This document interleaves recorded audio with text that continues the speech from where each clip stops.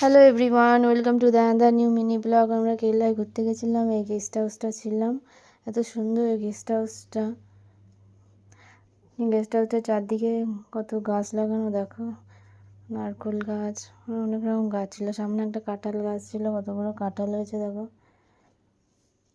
পাশে একটা ছোট ছোট ঝর্ণার মতো ছিল। এটা গেস্ট হাউসের পেছন দিকে, চারদিকে সব গাছ লাগানো। একটা পাশে ছোট পুকুরের মতো ছিল, এত সুন্দর লাগছিল।